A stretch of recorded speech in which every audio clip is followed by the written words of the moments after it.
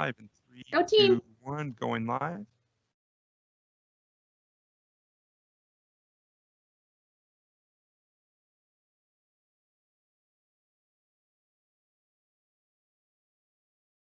Hi, everybody. My name is Rachel Urban, and if I haven't met you in person, I'm the preschool division head, and I also work in our admissions office. And we are so glad that you are joining us this morning. I am so excited for you to hear from Kristen Gephart. She is just a wealth of knowledge, and she's going to be sharing with us today how to parent with love and logic. And she has so many great things to share with us. As I mentioned, just having the opportunity to work alongside her is a true joy.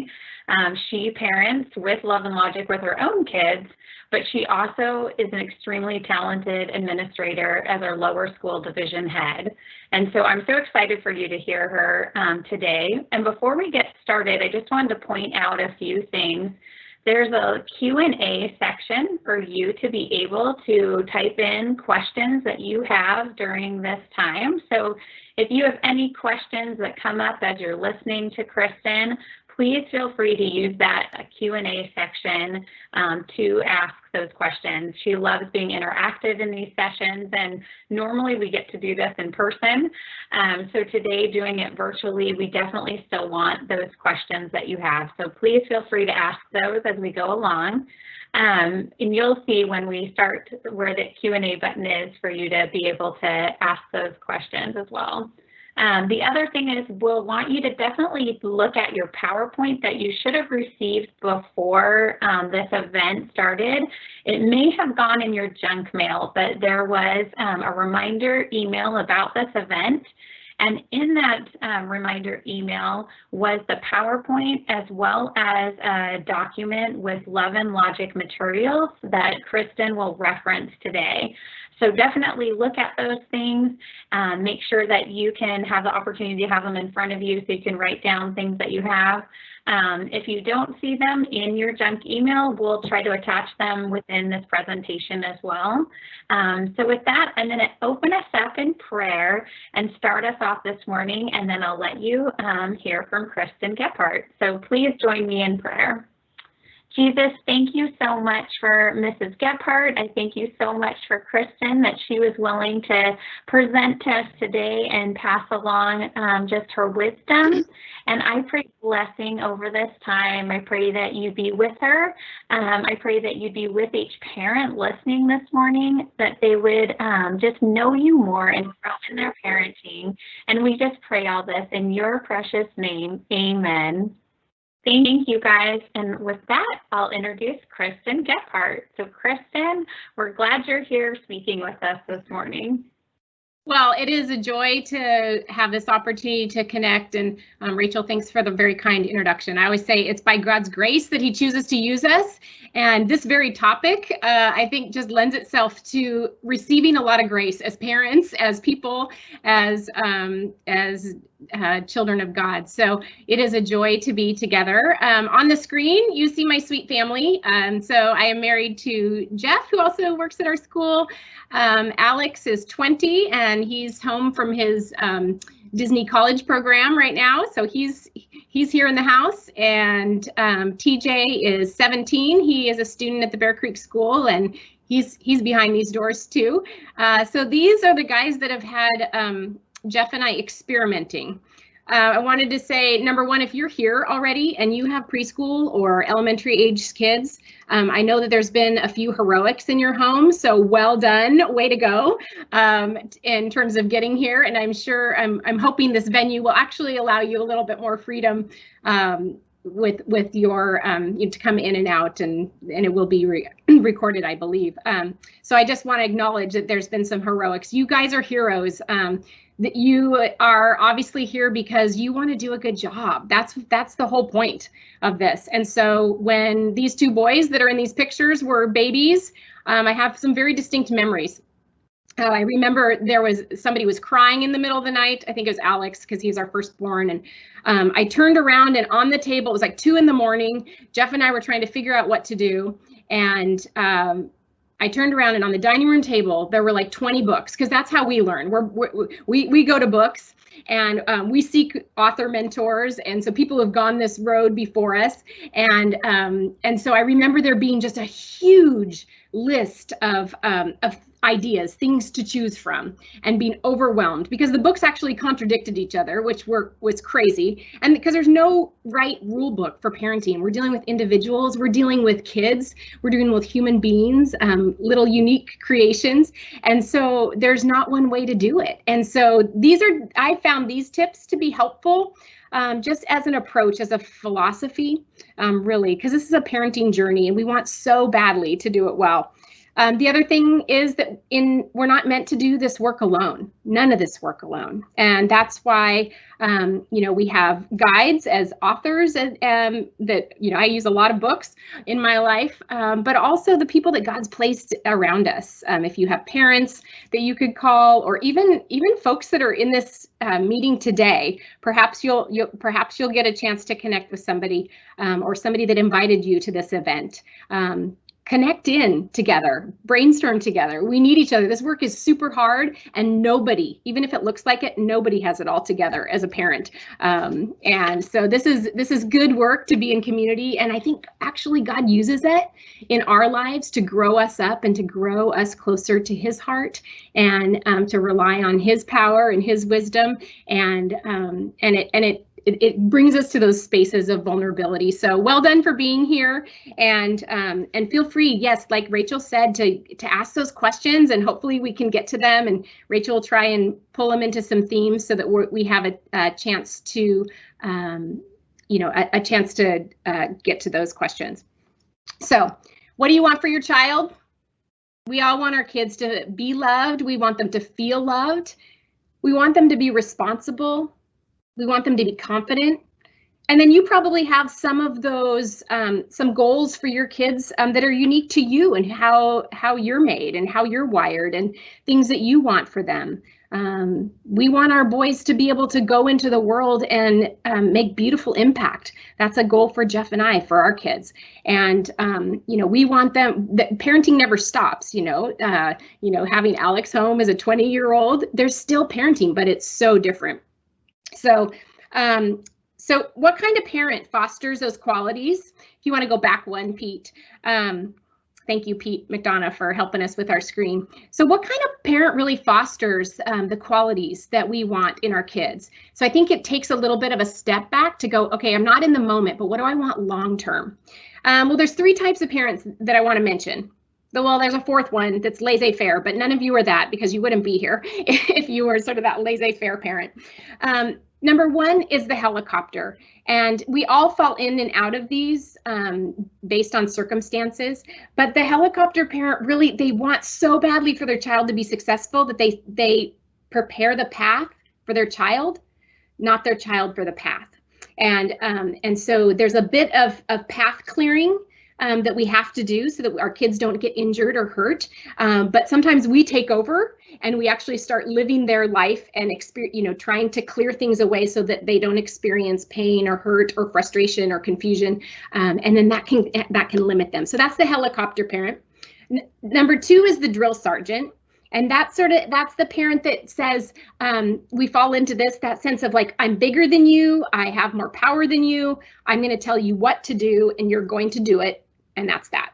And sometimes we actually do have to use that, right? In safety scenarios, in scenarios where our kids need, they're gonna injure themselves, or they are gonna do harm to others.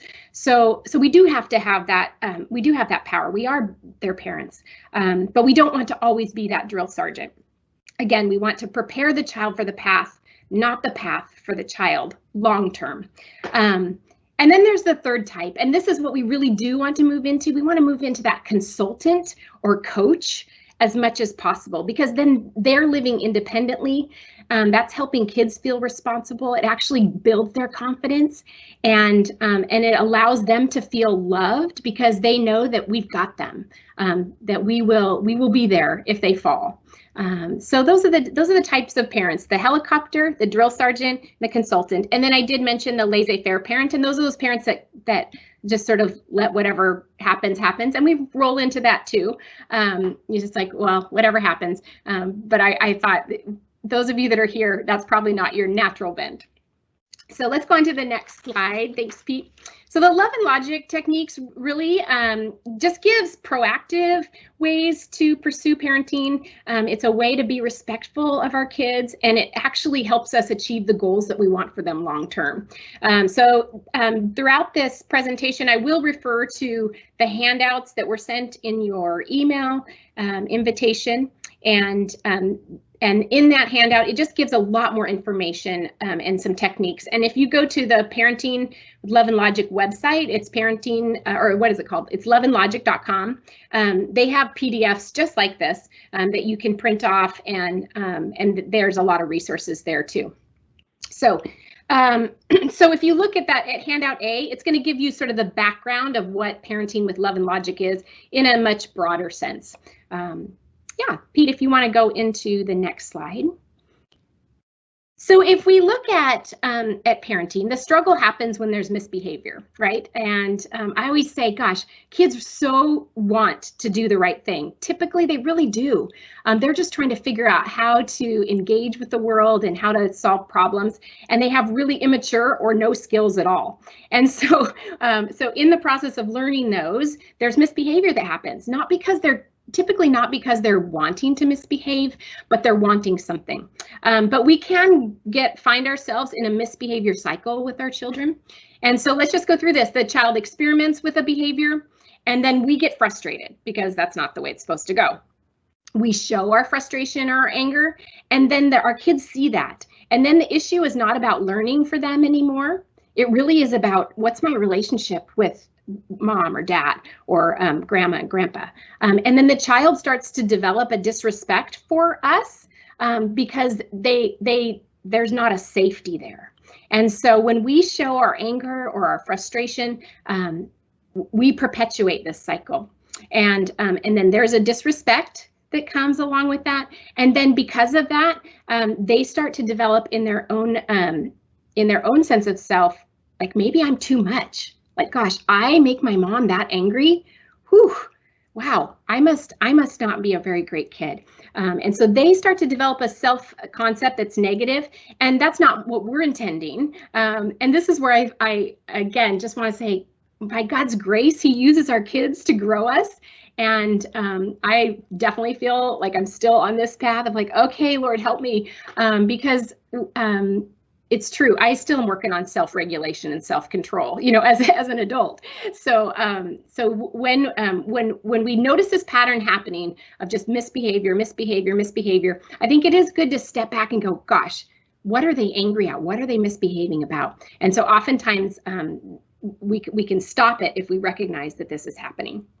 So we get to choose, really, are we going to perpetuate this cycle or can we prevent it? So Love and Logic really gives us the way to prevent this cycle from happening. Let's move to the next slide. So there's basically two rules here with Love and Logic in this philosophy. It really is that we set firm limits, and without an anger tone, without lecture, and without threats. And it is so natural, I would say, for us to fall back onto these three things. Oftentimes we parent like we were parented. And so for me, like, anger comes really quick. And even if it's passive, and so that passive aggressive way, but I have to work really hard at not being, not showing my anger in any way, even in tone. And so if we can set a firm limit and remove ourselves from the behavior and not take it personally, this is where it is helpful to have a friend, because Jeff will often say, oh, Kristen, you're taking that really personally. I'm like, yeah, I'm taking that personally. Why? It's not about me. It feels like it is about me because I've told you already. You should know that.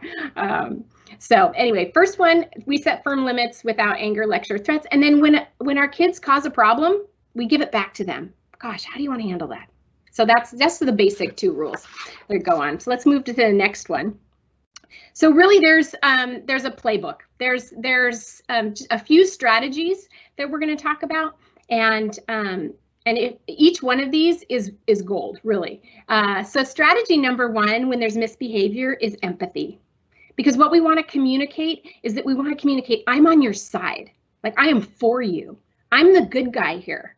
And we want, that helps us develop that healthy authority. And so if we can always lead with empathy, and it gets hard because sometimes we can be sarcastic in it.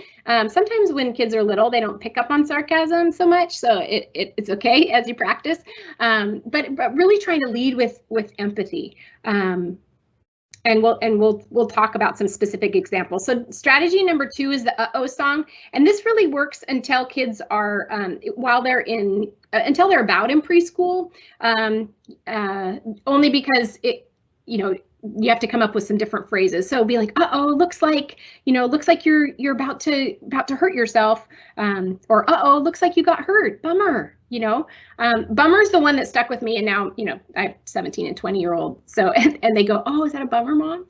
But it actually is relationship building because it's just been a pattern in our family. So, so that's really great. So I think if as long as we can say we recognize that there's something that's happening and we lead with empathy, and part of that empathy is coming up with some sort of line that you just naturally say to say, oh, so sorry, just to reach out to them, and that communicates I'm on your side. And then the third strategy is, yeah, go ahead, Rachel. Kristen, when you were just sharing about that part with uh-oh, it made me think of in my time with parenting with our kids and how we use that uh-oh strategy. And to this day with a 14 and 12-year-old, hearing them go, uh-oh, if I say that, they're like, oh my gosh, what's going on? So having those key phrases, Kristen, I think like what you were saying in your home, it's, oh, bummer, that can really trigger the child to know and recognize behavior. So I love that tip in Love and Logic of realizing, oh, there's something that I'm doing that I need to think about, because oftentimes our kids aren't thinking about that's leading to a behavior that's going to cause a problem. Yeah, that's exactly right. Because as much as possible, we want them to be reminded that we're on their side, we're here for them, and we recognize as the adults that have an issue. So thank you, Rachel. Yeah, that's great. The third strategy is to neutralize the argument, because that is where our kids want to hook us. If they can get the focus off of them and their misbehavior, that works out well for them. And we don't want that to happen, because we want them to learn from their misbehavior. We want them to understand what they've done. We want them to be able to take ownership for choices that are not wise, so that they can learn from them and not continue to make them. So it's really neutralizing that argument. When my youngest son was in 3rd grade, I had the privilege to coach his soccer team. And we had a student a child on our team. His name was Robbie, and he, you could tell that he was really used to power in the argument. And I remember, so he was a 3rd grader, and I remember he wanted to scrimmage and only scrimmage. And he just got really worked up, and he just wanted to argue and argue and argue with me. And so finally I said, hey, Robbie, wow, this is a lot. You're really experiencing a lot of emotion right now. I'm going to have you sit down right here. And he just wanted to talk and talk and talk. And I just said, I'm going to have you sit down right here. I'm going to have you sit down right here. It was that one-liner, just choose one line and just repeat it. And so he sat down, but he's arguing with me the whole time. And I said, hey, Robbie, I'm going to have this conversation with you when you're talking to me in a voice like mine. And then I walked away. And then I'd walk over, I'd say, hey, like, thumbs up, are we ready? And he'd want to argue and argue and argue. And I said, oh, looks like you're not quite ready. I'm going to have this conversation with you and solve this with you when you have a voice like mine. You can tell my voice it sort of has a different tone even when I say that. It's helpful, because you're not really trying to engage it. You're trying to say over and over again the same line. And it's just practicing that line and saying it over again. And we laugh to this day, TJ and I, that we go, oh yeah, remember that day with Robbie? I mean, I was pulling out all my tricks. I was a teacher. I taught 3rd grade that year. I was, a parent. I was like, oh, this is really hard. So I really just had to look at him straight in the eye. You ready? No? Okay, I'm going to talk to you. I'll have this conversation when you're talking with a voice like mine. Finally, he calmed down, and because he just realized it wasn't going to work no matter what he did. And so it neutralizes the arguing, because they realize you're not going to budge, and that takes perseverance, because they want to hook you, and they're going to try everything. And your own children, they know the things that hook you, and they know the things, like, oh, you must hate me, Mom. You're the worst mom. They'll say things that are just trying to hook your heart and make you draw you in, so that they have that power, and it gets the attention off of the misbehavior. So let's move to the next slide. So the fourth strategy are those enforceable statements. I think we've all been stuck when we've said you are, and we've said what they're going to do, but we actually can't control that. You are going to sit here and you are going to listen. No, we have no control over that. And so we have to really go to the those statements that are enforceable. If you want to turn to, if you have your handout with you, in the letter C has some of those neutralizing phrases that we talked about. But if you want to turn to the handout E, that'll give you some of those enforceable things, ideas and examples of enforceable statements. So when you think about something that's happening in your house, it's a misbehavior, you can control you as a parent. One of them on here is, oh man, you know what? I keep the toys that I get to pick up, and so the toys may go away. There was a season in my life when our kids they were having a hard time picking up toys, and so we just said, oh, guess what? I put toys in the bucket up in the garage that are left here. And there wasn't a lot of warnings. It wasn't a threat. It was just basically, this is what I'm going to do. And so there were toys that were in a bucket for a long time. And it only took a couple days of that for toys disappearing into the bucket that they learned, wow, she's serious. This is what she can control. I better pick up my toys. You can keep the ones you pick up, and so you can control that. Those examples of, oh, wow, you know what? Sometimes you have to create something that you can control. Oh, wow, guess what? I'm going to take kids to ice cream who have their rooms cleaned up. Things like that. So sometimes if you can't think of something, you have to create something fun that you can do. So that's a little bit of a motivator. That's a little bit of the carrot out there, but sometimes you just got to do it. So really trying to be in charge of, or communicate the things that you're in charge of. We get stuck as parents when we tell kids what they are going to do, like, you are going to go to sleep. Well, we can't make our kids go to sleep, but we can say, hey, I like to sit in the room with kids who, are on their beds. And so I think that it just helps kids to know that we're going to stand by what we say, so that our words are actually meaningful, and then they know that we'll follow through on those. So turning our word into gold, that's on that page F, if you have that with you. And this is very similar, trying to, again, make your words powerful, and these can become one-liners as well. Wow, I listen to people who aren't yelling. I listen to people who aren't yelling, just to repeat those phrases. And those are powerful because you're saying what you're in charge of, and it actually is modeling respectful behavior. I'll be glad to listen to you as soon as your brother is finished talking with me. And so that's that interrupting piece.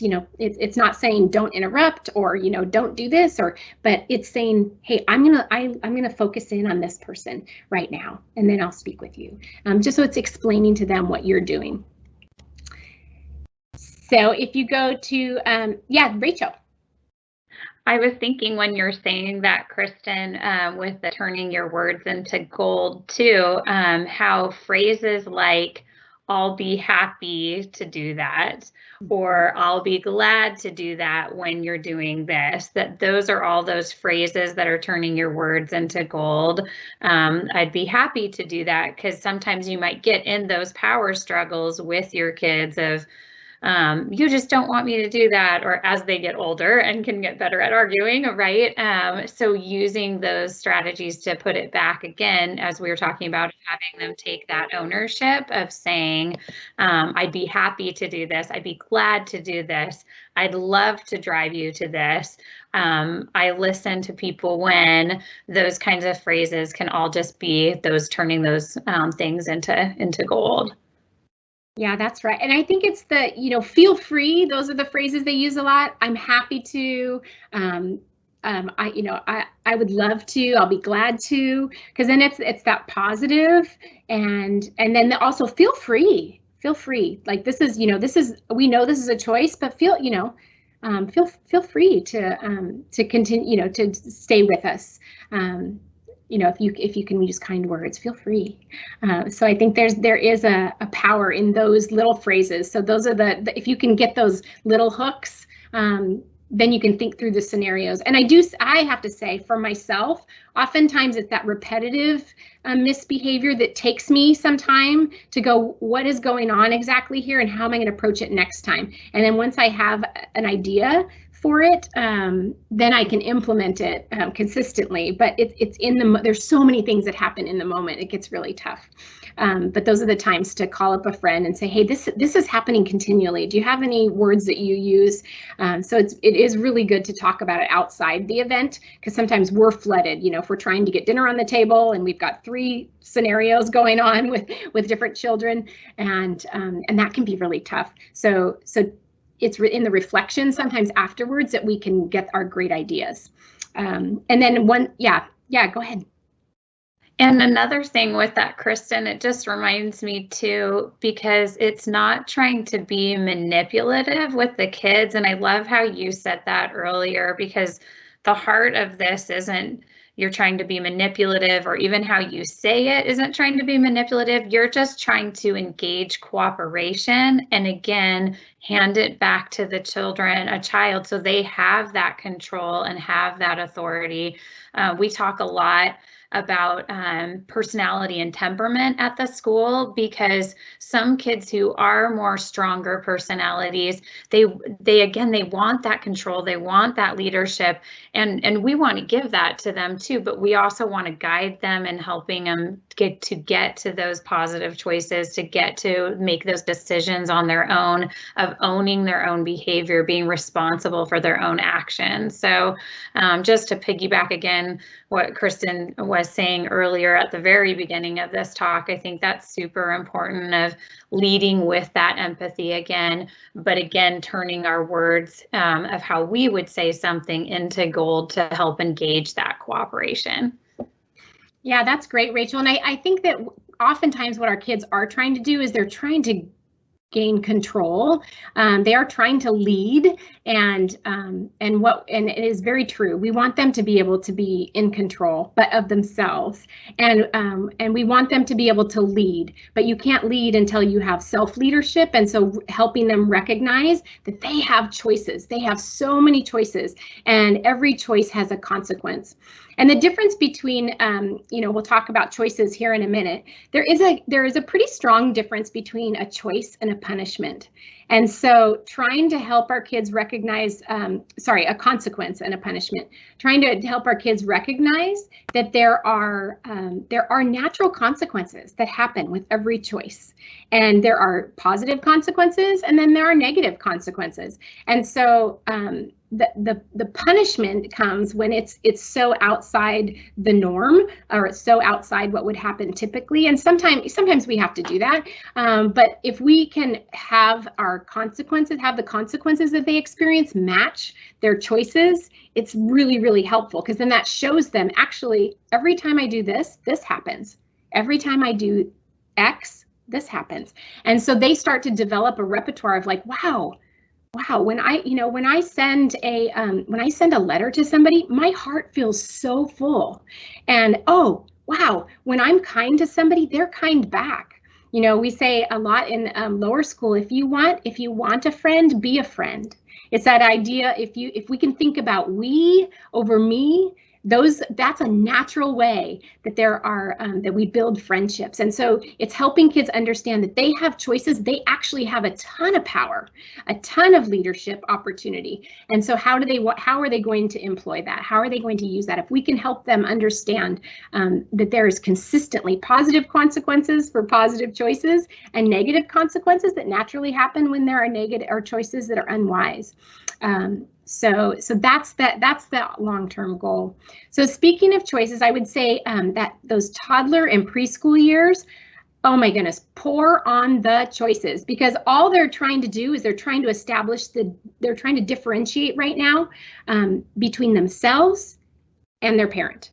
They're trying to say, this is me, this is you, so I'm going to say no. And no is exactly where they should be. If your kids are saying no, it's because developmentally they are trying to figure something out relationally. And so we want to help them by giving them tons of choices that they can say that you're okay with, that they can say yes or no to. And so when they say no, they're saying, I have power. But we want to give them so many choices. And I would say pour it on thick, hey, do you want to wear the red shirt or the blue shirt? Hey, do you want to take your coat in the car, or do you want to put it on now? Would you like to sit while you eat or stand while you eat? So they have to be choices that you're okay with, and they actually have to be good choices. I was talking with somebody once, and they're like, yeah, when I was, it's like the example they gave was, hey, do you want your sister to hit you, or do you want me to do that? Like, though, we're not okay with that, right? Like, hitting's not okay in our family. So those aren't choices that we're going to give. We're going to give choices that we actually are okay with. Hey, would you like to sit in the car here for a while to calm down, or would you like us to go now? So we have to be okay with all the choices that we give, or sometimes giving choices that aren't ones that we feel great about. And if they do it, they would probably learn, oh yeah, you mean I don't really love to sit in the car and wait while you calm down, but what else am I supposed to do? I can't say calm down, we're leaving now. So if you can say, okay, I'm happy to sit here, or we can get out. Yeah, Rachel. Kristen, I was thinking when you were saying that, and specifically thinking in the preschool years, how children of that age don't really have a lot of choice over everything. So what Kristen was saying of pour on those opportunities to give choice in there, your most frequent battles for preschoolers are going to be over food, going to the bathroom, sleeping, and then what they might be wearing. So those are kind of areas you could think of giving your children lots of choice. Do you want 2 carrots, or do you want 3 carrots? They're still getting that opportunity to have the carrots, but you're giving them choice and power.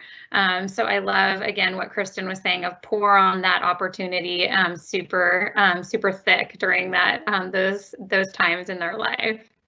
Well, and I have to say, I think it was last week during spring break, I said to TJ, who's 17, I said, hey, do you want to do that job today, or do you think, or before Friday sometime? And he's like, oh yeah, I'll get it done before Friday sometime. And we had an example of, he said, oh yeah, before Friday. And he was pulling out a stump in our yard, and I was like, wow, it's getting pretty dark. I'm not sure, are you going to be able to get that stump out? And he actually went out there with a flashlight because he had chosen it. I think he'd forgotten actually, but I was like, oh, wow, I'm noticing like it's getting kind of dark. You can be able to do that. So he's out in our yard, with a flashlight, pulling the stump out and putting it in the yard waste. So, and I was giggling so much, but I was like, well, his choice, right? It was enforceable because he chose it, and actually because he chose it, there wasn't an argument in that moment. Thankfully, that doesn't always happen, but so yeah, load on those choices, and then give them that sense of power and control. Because what you can do then is you've bought yourself some credibility. When you're like, oh man, I give you so many choices, but wearing your seatbelt just isn't one you get to make.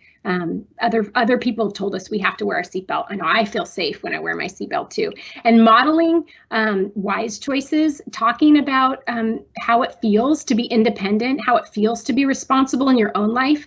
That's just a great way of modeling our thinking so that they can start to adopt it. But we start to share with them our thinking. Even when I think about toilet training, to be able to say, oh, wow, it feels so free to be able to wear, big girl underwear, or wow, I just love the way, my underwear goes on and off so quickly. I can't wait to the day that, you get to wear underwear. That's going to be such a great day. And again, it's giving them power and them control ahead of time, they start to think, oh, that's something you do when you get older. Wow, that's cool. So if you can start modeling that great thinking, or, when it comes to, I would say in our family, and I have permission to share this, sleep has been tough for our kids.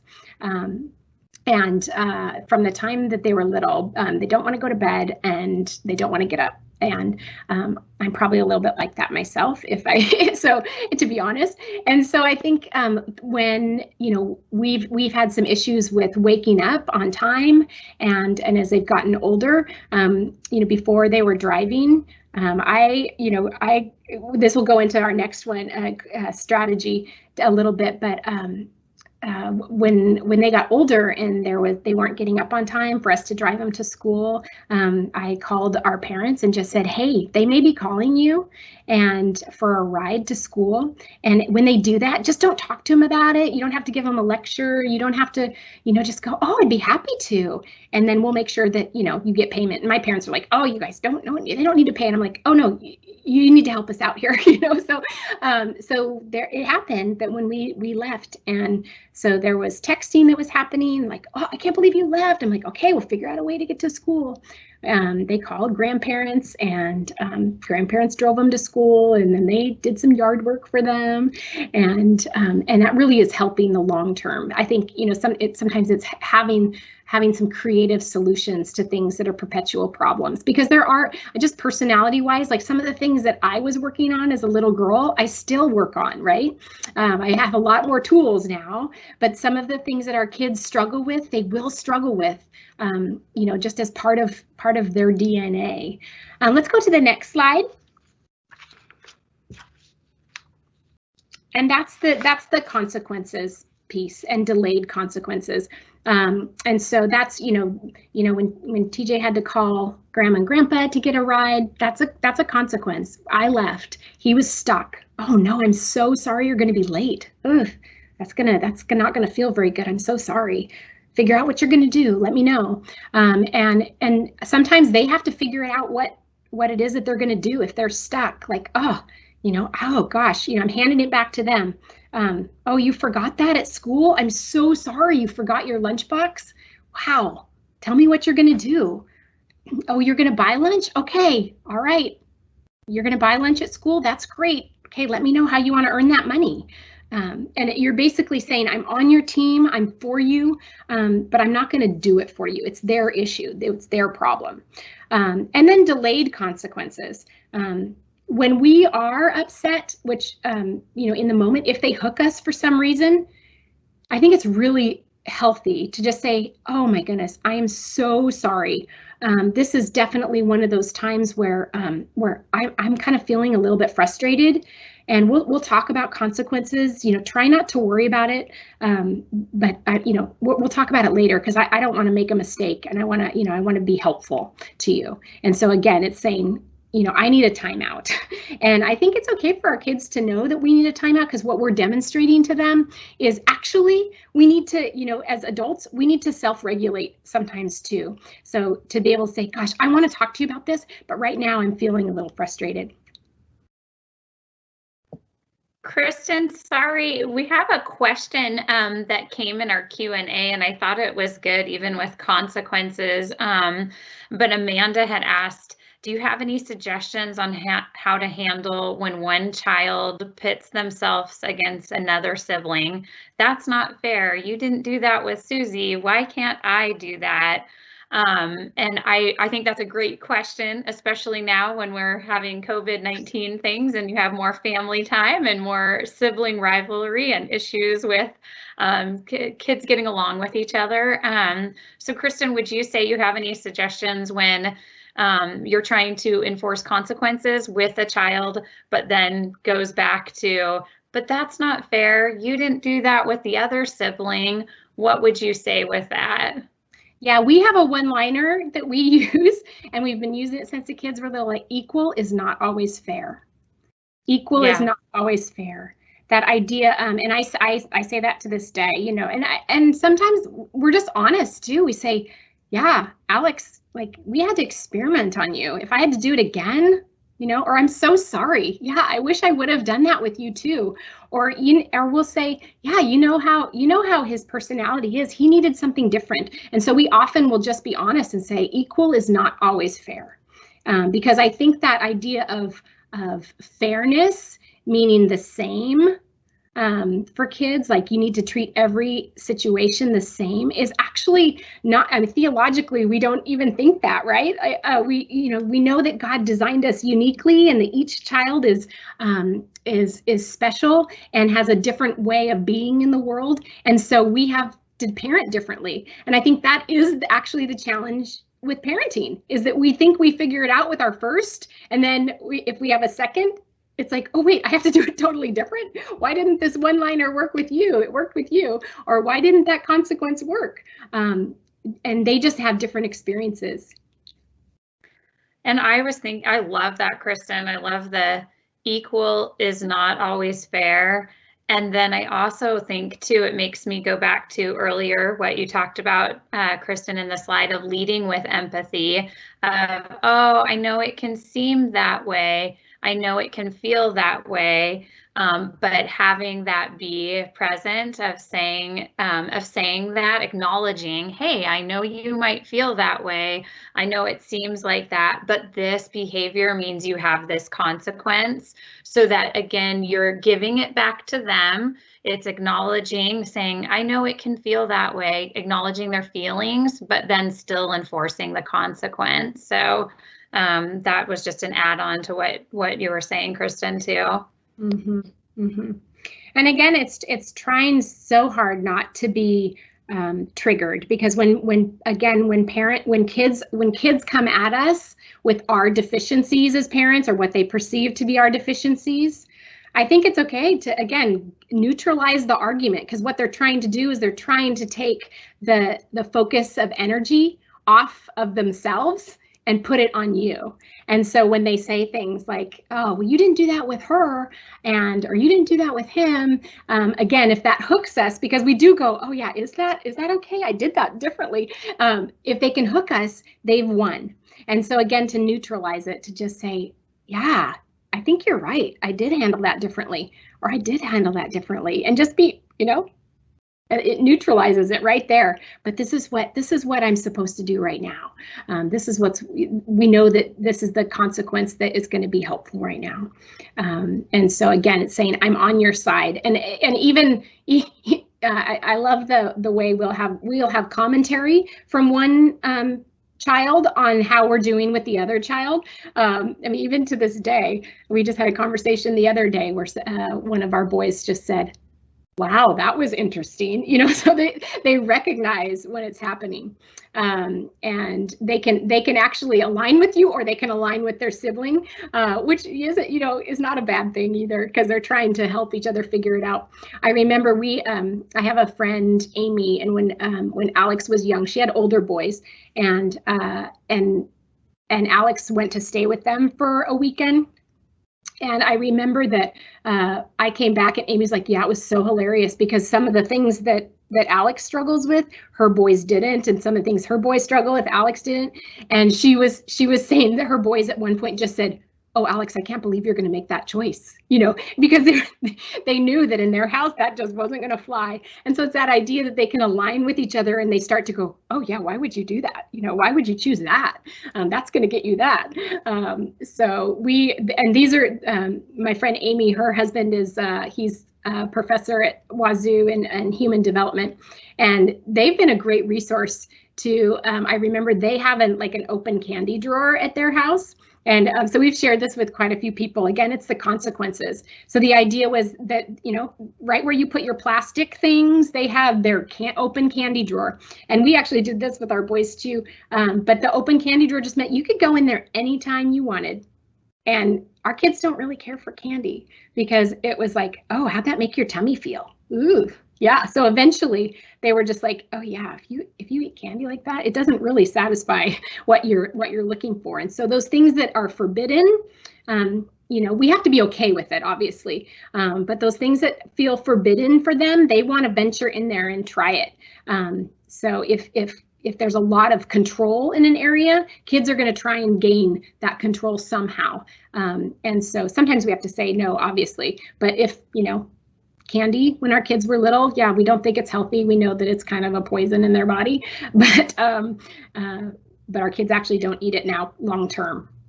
So yeah, so the energy drain piece, this is really helpful for when you cannot think of a natural consequence. Something has happened in your family and or from a behavior standpoint, and you're like, oh, this is really draining me. And I think it's just that sense of that is what is happening. I can't, you know, I can't think of something that's going to be a natural consequence to this. It's like, oh man, this is so draining my energy. Hey, when you do this and I get so wiped out, you got to figure out like how are you going to fill that tank back up? How are you going to put that energy back into our family? Can you think of some ideas? Again, it's handing it back to them. Excuse me.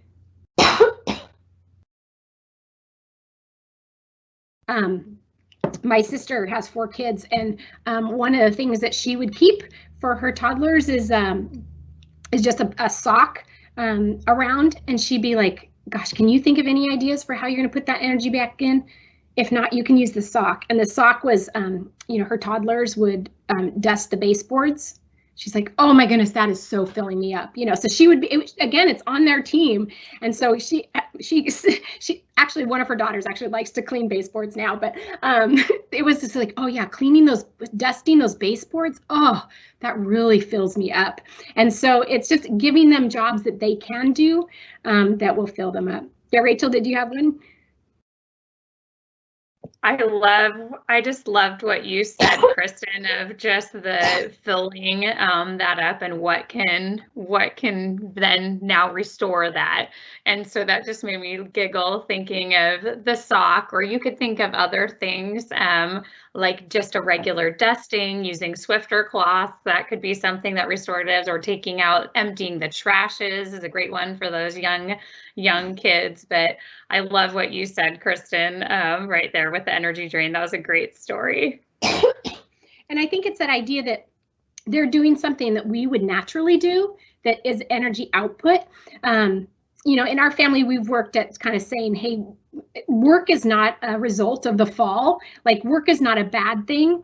You know, we're created to do good, hard work. So we don't want to make chores be a negative, or work being a negative. But when we can take something off someone's plate, that's helpful.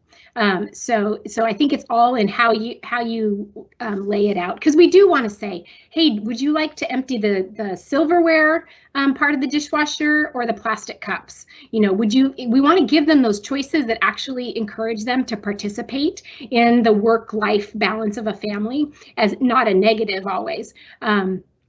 For sure, and to have them see work as positive and contributing. Yeah, Rachel.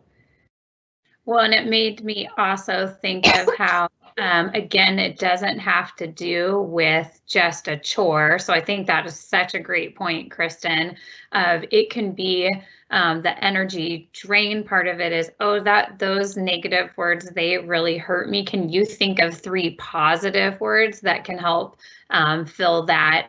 So using other things besides chores, like you were saying, because we also, like you mentioned, don't want to make that a negative either, too. So that's great. I love handing it back to them and for them to be able to come up with something, because then again, it's helping them develop the skill of being others-centered. And sometimes they can't think of things to do. And so so then after a while to say, hey, would you like some suggestions? You know what, would you like to know what some other kids do? And my older children actually will kind of mock me with that line now because I used it so much. Hey, would you like some suggestions? Would you want to know what some other kids have tried? And so then again, you're giving them a bunch of choices that build their repertoire of ways that they can pour into other people. And so you're helping them develop that skill. And so I think that that can be it can be really powerful. If you go to handout I, on your, if you have that with you, it gives you some examples of that. And all of these things do work in tandem together. That idea of, there's a book out there called, I think it's Bucket Filling. Do you remember the title, Rachel? The bucket filling title? I'm forgetting it right now. Yeah, I'm forgetting it right now too. Give me just a second too. Yeah. But that idea of, you know, we can drain, we can be an energy drain on people, or we can fill people's buckets. And kids can get that that idea pretty quickly. And so I think it's a beautiful visual example to say, hey, how could we fill someone's bucket today? And so again, it gets them in the idea, in that thought process of how can I help love others? Gosh, when you smile at me like that, wow, it lights up my heart. Thank you so much. Or wow, when you give me a hug like that, oh, wow, that is really helpful, because it's being other-centered. And I think sometimes kids do it for them, but I think if they can start to shift to and say, wow, that really helps my mom feel good. Or wow, that really helps my dad. You know, oh, wow, when you cleaned up all that mess before I asked you, whoa, that just feels so great. Thank you. And it gives them power. You're pointing out the power that they have. Again, those positive consequences. One of the things that Love and Logic will say is, wow, as kids get a little bit older, you know, if you can't think of anything, gosh, you could always pay for a babysitter. You know how, you know, we really like to go out for date night. Paying for a babysitter would work. So, you know, once they start having some money can be a powerful one when there's not a natural consequence. You know, we know there's natural consequences that cost us dollars. That's just a natural thing in the world. So, so helping kids to experience that too in a positive way that says, I'm for you, I'm not against you, I'm not taking this money from you, but you could pay it, you could pay the babysitter so we could go out. That'd be awesome. Yeah, Rachel. I just put in the Q&A the bucket, or the To Fill a Bucket book, and who it's by. And there's actually 2 books that you could reference to look at with your children too. But Fill a Bucket, A Guide to Daily Happiness, and then I'll reference the other one in the Q&A as well. Yeah. And I know some families have buckets in their house where they've put ideas for ways to fill people's buckets. You know, as again, to say, hey, how can we change the thinking towards loving others? One of my kiddos had an issue, especially early elementary school, with just pointing out all the negative things. And again, just a little bit, you know, some of us are wired naturally with the, hey, how can I improve the world? And sometimes it comes out immaturely as I'm going to complain and be negative about it versus a problem solver. So what we worked a lot on trying to give the positive words. So I had a notebook in the back of the car, right in front of his seat, and I'd be like, hey, before we have any more conversation, would you just write down 10 things that you love? You know, write down 10 things that went well today. Or hey, would you write down 3 things that you can share that you think went well today, just as a way to counterbalance a little bit of the negative thought for him. So just so that he doesn't, you know, he was just that he would get in the car and it was just this drain. And sometimes I think we need to be that safe place for sure. But the pattern of communication has to be acceptable to all. And sometimes as parents, we go, yeah, this is not a choice that I want you to be making every day, where we just get in the car and complain. I want you to be able to share, but it's not a complaining pattern that we want to continue. So how do we change it so that it works for everybody, so that it's win-win-win? Let's go on to the next slide. So really the pearls, the wisdom of Love and Logic is helping kids to solve their own problems. Again, handing it back to them, giving them tons of choices, allowing them to recover from mistakes. And so there's restitution as part of that, to be able to say, oh, thank you so much for fixing that, or thank you so much for making that choice this time. So really being on their side. So allowing them to solve it. So we're not solving it for them. If we solve it for them, they never learn those tools. Again, we're preparing our kids for the path. And if you look at handout J on here, it lists some great things. Again, it's that step 1. Oh, I bet that hurts. That's really hard. And then giving them the message that they can handle it. Hey, what do you think you're going to do? Oh, do you want to know what some other kids have tried? Here's some ideas. I use this a lot actually with students at school when they're struggling with some relationships, to be able to say, gosh, is there something you think you could do? Or what do you think you should do right now? And I was like, that's a good idea. Can we think of some other ideas? So we're trying to build their repertoire of choices. Like, it's not just one thing that can happen in relationship. There's so many different ideas for how we can pursue positive relationship. Oh, let's think of another idea. Okay, that's a good one. That's a really good one. Okay, that's a good one too. Let's think of maybe one other idea of what you could do. And then I'll say, hey, I'm going to check in at the end of the day to see how that went. Would you, because I'm really curious, I want to know. And it's basically saying, I'm on your side, I'm with you, I'm for you. I want to help you be a problem solver. And I know the conflict isn't with me as your parent, but I'm not going to go solve every problem for kids that when they have an issue on the playground. I want them long term to be able to solve it. Do I want them to be hurt by other kids? No way. But I want to give them power to be able to stand up for themselves, to be able to actually help their friends. And I'll say that, gosh, I think that's going to really help your friend if you say that to them. Like, no, that's not okay. Yeah, Rachel. Yeah, we had a question, Kristen, in our Q&A, and it's from Audrey. And Audrey wrote that when they read Love and Logic book a few years ago, they were really conflicted about an example given in the book, because the scenario included an older child hitting a neighborhood boy, and it was suggested that the parent not engage with the child regarding the situation, even if the parents wanted to bring resolution. And so the question was, like, how do you ensure accountability, but also ensure that the less desirable aggressive behavior is not a repeated offense? And so it's more looking at how do you, again, that question is looking at the example from the book that the older child was hitting a neighborhood boy. It is their child, but it suggested that the parent not engage in the child's, situation with that to bring resolution. Do you have any suggestions with that, Kristen? Yeah, just so I'm understanding correctly, I'm not the greatest auditory learner only, but so the parent is the parent of the child who was the aggressor, or the one being hit? The aggressor. So your child is the one. It says that your older child was hitting a neighborhood boy. So it's your child, and wanting to bring a resolution around that.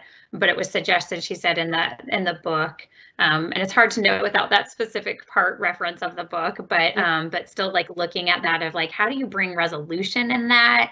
And be engaged, like, how do you foster that as parents? Are we hands off with that, or how would we parent in that scenario? Yeah, and I think, again, you have to be okay with the choices that you're giving your child. And so if you feel conflicted at all about the choices, then I think you have to come up with something else, so that there are choices you actually feel comfortable with moving forward. We are definitely in an era of parenting where it's not okay. I mean, it's not okay for kids to be physically aggressive with one another. And I think there may have been different eras of parenting where, there was just a scuffle on the playground, or just a scuffle out in the yard outside in the neighborhood. But those things are seen differently, and there are different norms. You know, so you have to be okay with the choices. So I think it is working with your child to say, okay, doing nothing, that's a choice. That's not a choice that our family feels good about. Let's come up with some other choices of how we can handle this. What are some other ways we can handle this? You know, and so, you know, we had a scenario with one of our boys, and we said, gosh, that sounds like that could be damaging with that parent, with, you know, with Mr. and Mrs. So-and-so. What do you think you should do about that? And so basically we were saying, you have to repair this relationship. You have to do something. Doing nothing is not okay. And, you know, and then we said, hey, we're going to check in. And this is something that happened, you know, when they're in high school. So it was that idea of like, I'm going to check in and see how that went. You know, these happen to be great friends of ours. So we actually called them and said, hey, there's something going to be happening, just to give you an FYI. And again, that's that tribe of people, that group of people that God has placed in my kids' lives to help them also, you know, say the same things that we're saying, but it comes out differently. And that was actually a beautiful experience for them. But we were not okay with them doing nothing. So the choice was, how are you going to repair this relationship? So if you read something in a book, again, there's no right or wrong ways of doing it. That's tough. You know, when we have school scenarios, oftentimes parents will say, oh, I feel so embarrassed that my child did that. Should I connect with the other parent? And I honestly say that's probably, I would say that's up to you. Sometimes that goes really well. You know your relationship with parents. Sometimes it doesn't go well based on the relationship that the parents have. And so again, you have to feel good about it as the adult as well. So that's a really, really great question. Yeah, so if, again, helping our kids solve their own problems, giving them routine responsibilities, again, we want them to feel like participating members of the family. We want to give them things that are this is just expected. It's not because you've done something wrong. It's not because you're bad. Nope, we all just have jobs that we do. There's responsibilities that we all have. And it actually feels good to follow through on our responsibilities. Homework can be an issue for some kids as they get into school. And I would say really try not to fight over it. The more important homework becomes, that they understand that how important it is for us as parents, then they know that that's a trigger then for us. And so as much as possible, if we can step out of that role of checking in on homework, you know, there's natural consequences when you don't do your homework. You know, there are also consequences that happen when you don't get great grades. Wow, you know, it's like this is a privilege that kids who get B's and A's get to have in our house. You know, can't wait till wow. Can't wait for you to get a cell phone. You know, cell phones are given to kids who X, Y, and Z. So trying to remove yourself from it. Yeah, and this has been a tougher one for us too, because in this era when we can have data, you can go, like at our school there's Veracross, and you can be on Veracross as a parent. You can see which assignments are there, and when assignments aren't turned in, they get this little red thing by it called an NTI. It's not turned in. And, so I remember just being all worked up, like, why are there so many NTIs? Like, what's going on? And the more worked up I got about it, the more they were like, yeah, that's interesting, so and they didn't take it on because I was taking it on. So kind of interesting there. So trying not to make homework a really big deal. So those are some tips in handout K about that. And then really trying to really praise our kids, and praise them for specific things, not just you're a great kid, and we try and stay away from comments that label them, like, oh, you're so smart. We try and praise them. Wow, you worked so hard on that assignment. That must feel so good. How do you feel about that? Or, whoa, that was a tough assignment that you finished. How did that presentation go? I know you were feeling really nervous about that. oh, you worked through it, good for you. And just praise them. You know, even if there's a mistake, or, you know, there's something that didn't go as well for them, to be like, gosh, I know you're disappointed in how that went, but look at you. You're rallying here. This is so great. So trying to help say, I see you processing this. I see you taking control. I see you being responsible, and I see that you are you're gaining confidence through the tough stuff and the stuff that is easy as well. Well, Rachel, I think I saw Pete put up some time here, and we wanted to leave some time for questions. Before we jump into that question part, I just want to say thank you for taking the time to, you know, just to think about your parenting. Well done. You guys are the superstar champ parents here. And when you think about who your kids are, like, God gave you each one of your children. And so so it takes creativity for you to try and figure out your personality and their personality and how they're wired, and how do we facilitate positive relationship? So stepping back and coming to something like this, I just want to say well done, because we need each other. This job is not easy. It's one of the best, hardest jobs in the whole wide world. And God uses it in our lives to grow us. I mean, it's humbling. You can't prepare for this job beforehand, and a lot of it happens in reflection and that ability to say, wow, okay, that went okay. Oh, whoa, I need some help with that one. And just keep pursuing community. I just encourage you. That's the one thing I love about our school, is we have just amazing families, and the chance to walk side by side together is so encouraging, because you realize you're not alone, and you realize that, oh wow, maybe I could try that idea. Or, you know, I was talking with some moms who were at the playground after school one day, and they're like, yeah, I just learned so much by watching her parent, or by watching that dad interact with his son, you know. So I think we can learn from each other and try things on, because there's not a one size fits all parenting plan for sure.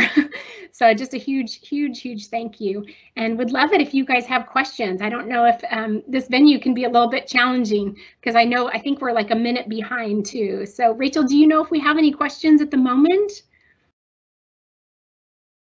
No, we actually don't have any questions at this moment, so no questions yet. So I think this has been such a great time, Kristen. We really just appreciate your wealth of knowledge and wisdom.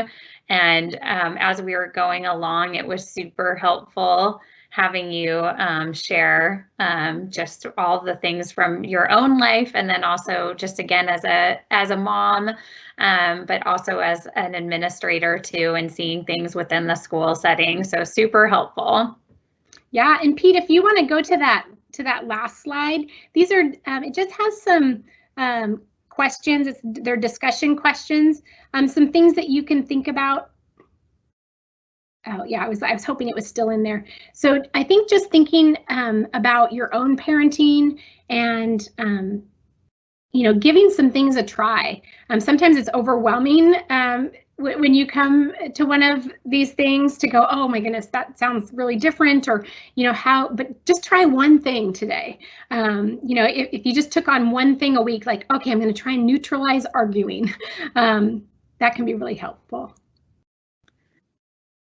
And Kristen, we did have one question too about seeing the slide on anger again. So I don't know if Pete could pull back up the slide on anger, but somebody asked to see that cycle of anger, which I think they're thinking of that slide of the misbehavior one. Yeah. So the misbehavior cycle, why kids misbehave, and pulling that one up just again.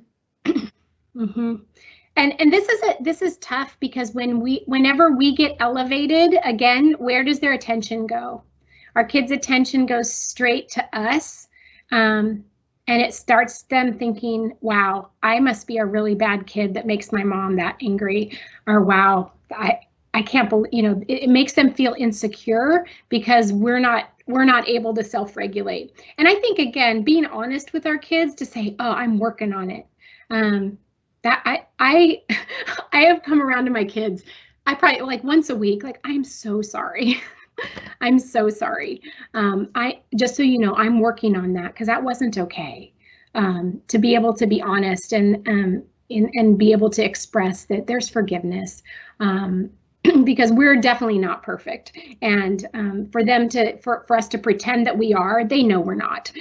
So I think just acknowledging it and saying, I'm so sorry, man, that's not helpful to you. I'm working on that.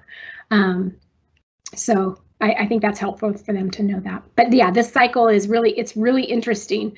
And it just shows how God wants to use our kids to grow us up. I think when we engage and we have these special family relationships, it just makes us realize, gosh, I'm so selfish. I did that because that wasn't working for me. And so that can be tough.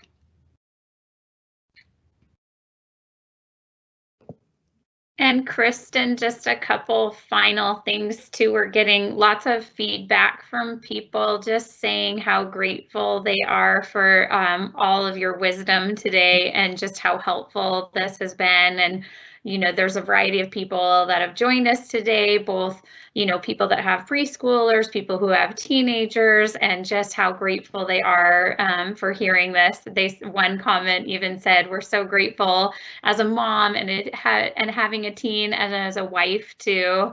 And so they loved that. And another comment was if we could pull back up those discussion questions that you had at the very end of the PowerPoint slide. Just that those are helpful questions to kind of think through too. And I don't know if you want to run through those again, Kristen, too. Yeah, that's great. The first one just really points to, and I say it all the time, as much as possible, let's try and prepare our kids for the path, not the path for our child. We want our kids, when they walk out of our home, to be able to handle problems because we're not always with them. And so that's what that points to. We want to be that consultant that helps them, that they come back to and go, oh, that didn't work. I'm so sad. Or that was hard for me. And so again, handing it back to them to be able to say, gosh, what do you want to do? You're there to help them, right? There's a song by Nickel Creek that Jeff and I often play when we're doing talks, and it's about this kite that's flying, and it says, like, I'll catch you when you fall. It doesn't say I'm going to prevent you from falling. I want you to fly. And so that's what that first question really is about. What type of parent do we want to be for the long run for our kids? And reflecting on that, because we probably fall into one of those first two, or maybe the laissez-faire parenting versus the consultant, one more than the other. And it really is because we love our kids so much. We want them to do the right thing, or we don't want them to experience pain. But those aren't our long-term things, right? And then the second one, the choices, giving them tons and tons and tons of choices, the choices that they can control and we're okay with. And then enforceable statements that we can try to use in our home. Again, this is what I do for kids. This is what I'll do. And then what ways can we increase our empathy? This one again is just kind of saying, I'm coming alongside you. And for some of us, based on personality, that may be your natural temperament, or this may be really hard, like really coming alongside to be empathetic. And because maybe you're like, nope, pick yourself up, come on. But that idea of like, wow, just a quick little phrase that says, that must be hard. I have to say, even in our own, in our marriage, to be able to, I think I said to Jeff the other day, gosh, that was really helpful when you said to me, that must be hard. It's like, I just felt heard and loved and cared for. And then we went on to problem solve. But I was like, oh, that just felt so good to have someone go, that must be hard. Just empathy is beautiful. And then talking through potential, those common problems. Those are the ones where you have to get together with a friend sometimes. That's where we called up our parents about not getting to school on time and just said, hey, we're going to leave our kids, just so you know, you're probably going to get a call. Team with us in this. And that was a bigger consequence. So that was that. What are some things that you can do? And it takes some thinking outside of that time when we get flooded emotionally often. And then praise, praise, praise. How can we praise in more meaningful ways? Not just good job, but really specifically. I mean, probably we've all experienced when somebody gives us really specific feedback about who we are or what they notice. It feels we want to keep doing those things, even if it's just persevering through hard things. Like, yeah, I could do this. Okay, yeah. Those are really great, Kristen. We're just so, again, just blessed by your wisdom and just you spending this time and your heart for the Lord and parenting our kids towards just truth and helping them grow as people, as individuals. And just as we close out this event, I'd love to just close us in prayer and just thank you again one more time. If we were in person, I'd give you a big hug. So this is sending you a virtual hug. Yeah, you guys, thanks again for coming. Yeah. Yeah, truly. Yeah. So let me pray for us. Dear Jesus, thank you for this time. Thank you for these great questions. Thank you for the parents just desiring to grow closer to you and to parent well. And Father, we just thank you again for Kristen presenting today. Just be honored and glorified. Go before us. And we just thank you again for helping us grow in wisdom and truth, and help us be courageous in our parenting. Help us to try even just one new strategy today, that we would just even look and be more reflective with the things that we're doing. In your name we pray. Amen. Yay. Well, thank you guys again for coming. Thank you, Kristen. We really appreciate it. Thank you so much. Have a great day, everybody. Thank you again. Bye-bye. Bye. Thank you.